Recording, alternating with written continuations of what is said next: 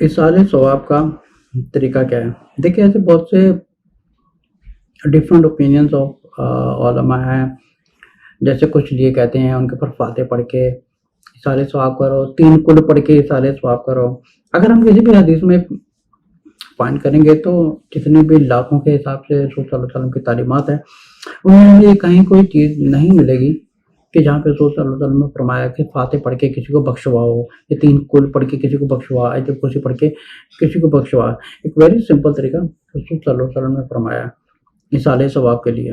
اِصال ثواب کا طریقہ یہ ہے کہ سب سے پہلے یا تو وہ خود شخص کرے، یا تو وہ تعلیمات چھوڑ کے گیا ہو، یا غریبوں کے لیے ان کو چھوڑ کے گیا ہو، یا نیک اولاد کے لیے، یا نیک اولاد چھوڑ کے گیا ان کے دعا کرنے کے لیے. اگر یہ وہ چھوڑ کے نہیں گیا تو آپ سمجھے کہ کوئی فیملی کا جو ممبر ہے وہ اس نیت سے کسی کام کی بنیاد رکھے، یا کسی اسلامک اسکول میں، یا جہاں پہ قرآن پڑھائے جاتے ہیں وہاں پر، یا کوئی انسٹیٹیوشن ہو وہاں پر صدقہ وغیرہ کر دے، وہاں پہ اس نیت سے وہاں پہ انویسٹ کر دے کہ اس کا جو ثواب ہے وہ جو ڈسیزڈ ہے، جو مرحوم ہے، ان کو ملتا رہے. اس طرح اگر کسی اسٹوڈنٹس کو فیس دینی ہے، اس کے پاس پیسے نہیں ہیں، تو آپ اس کی فیس دے سکتے ہیں. تو کہیں پہ بھی انویسٹ کر سکتے ہیں کسی کے نام پر اگر وہ شخص کر کے نہیں گیا. اس طرح اگر کوئی نیک اولاد ہے اس کو پتہ نہیں ہے کہ دعا کیسے کرنی ہے یا کیا کرنا ہے، تو کم سے کم مسجد میں جا کے ایک چندہ وغیرہ دے دیں اور لوگوں کو اکٹھا کر کے ایک دعا کروائیں اپنے والد کے لیے. اس کے علاوہ غریب لوگوں کے لیے اگر وہ کچھ کر کے نہیں گیا، پھر کہیں پہ ایسی جگہ پہ انویسٹ کر دیں جہاں پر کسی کو مستقل طور پر ایک رزق پہنچا رہے. جائیں سمجھیں کہ کوئی معذور ہیں، یا بے سہارا عورتیں ہیں، یا یتیم بچے اور بچیاں ہیں، یا کسی یتیم بچی کا کہیں پہ شادی کروا دی، اس نیت سے کہ یا اللہ میں اس نیت سے، پہلے آپ دل میں ایک نیت بنائیں کہ آپ یہ کیوں کر رہے ہیں، اس نیت سے کہ یا اللہ آپ اس کا اجر میرے والدہ تک یا میرے والد تک اس کا اجر پہنچا دیں.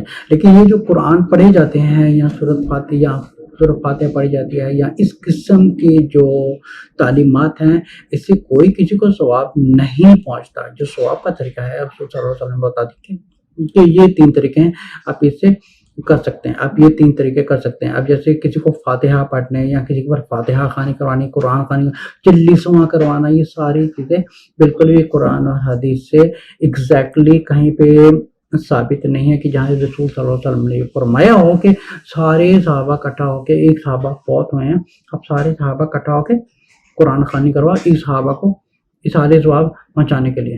بلکہ انہوں نے یہ بتایا کہ ان کے نام کا کہیں پہ چندہ دیا جائے، ان کے نام پہ کہیں پہ انویسٹ کی جائے، ان کے نام کا کہیں پہ غریبوں کا رزق لگایا جائے.